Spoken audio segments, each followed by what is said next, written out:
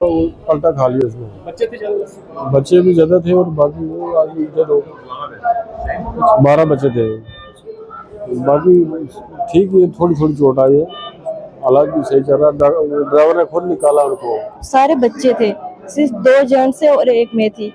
तो अचानक से वो समझ नहीं आई कि गाड़ी हुई कैसे है एक्सीडेंट, बस पलटा ही लगा, समझ ही नहीं आई। हाँ, गाड़ी पता नहीं पुरानी है थोड़ी, तो उसकी वजह से हुआ, समझ नहीं आई कि कैसे हुआ।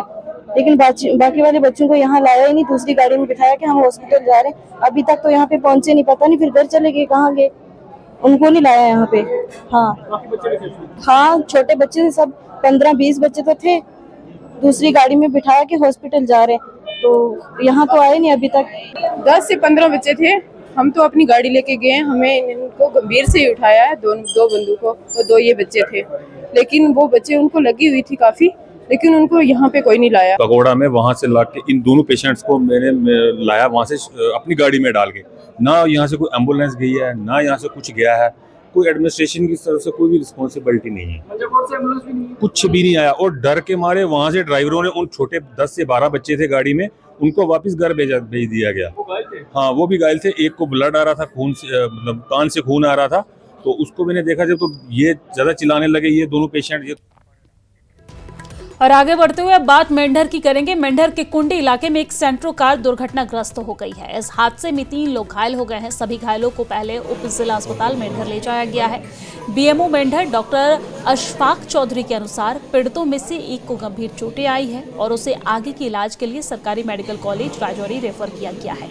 मेंढर पुलिस ने इस संबंध में मामला दर्ज कर लिया है और जांच भी जारी है।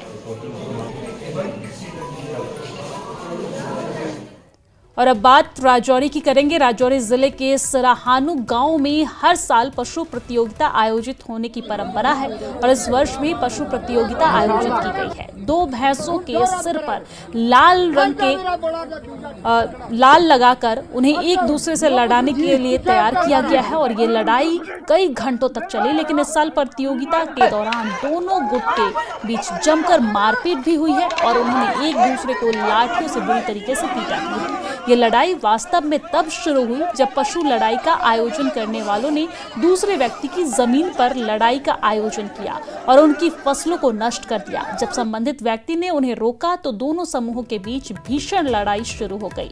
इसमें से 3 लोग गंभीर रूप से घायल हो गए हैं। पुलिस ने इस संबंध में मामला दर्ज कर 8 लोगों को हिरासत में ले लिया है।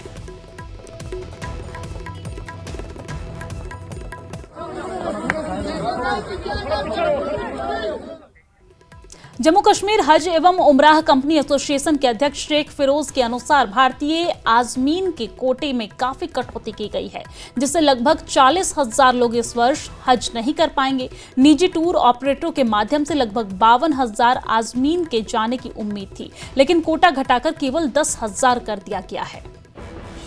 जिस तरह से आप देख ही रहे हैं कि हज का कोटा जो है वो इस वक्त कई सारे मुल्कों में इस बार कम कर दिया गया है। वही हम हिंदुस्तान की भी बात कर लें, यहाँ पर भी जो इस बार कोटा है वो काफ़ी कम कर लिया गया है। जम्मू कश्मीर हज और उम्रा कंपनीज जो है एसोसिएशन, उनके रिप्रेजेंटेटिव जुड़े हुए हैं। मजीद बात करते हैं, समझने की कोशिश करते हैं कि क्या कुछ लेटेस्ट अपडेट है इस वक्त। सर, परिचय दीजिए आप पहले अपना। Sheikh Firoz Ahmed, president Jammu Kashmir association of Hajj and Umrah companies. Sir, मुझे बताइए कि इस वक्त लेटेस्ट अपडेट क्या है, क्योंकि एक हाहाकार मची जो ही पता लगा कि कई सारी कंट्रीज हैं जो इस बार उम्रा के लिए नहीं जा पाएंगी, तो एक पैनिक लाइक सिचुएशन होगी स्पेशली पिलग्रिम्स में। लेटेस्ट अपडेट क्या है इस पे? अभी वही पैनिक वाली सिचुएशन बरकरार है, क्योंकि कल एक खबर आई थी रात को कि शायद रेजोल्यूशन हो जाएगा, मैक्सिमम लोग जा पाएंगे।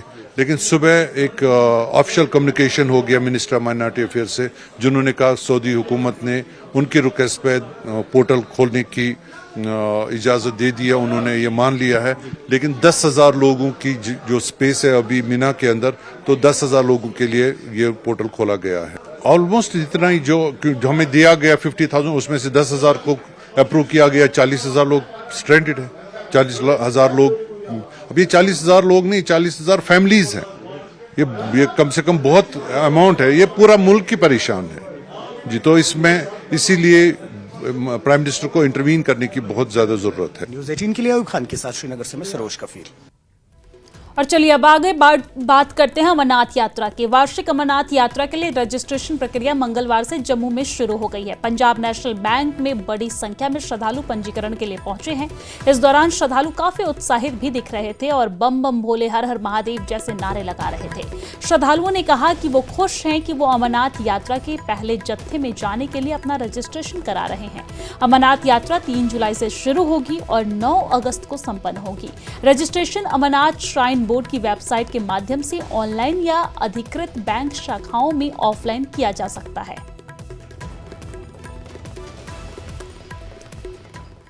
और इस बुलेटिन में फिलहाल के लिए इतना ही। मुझे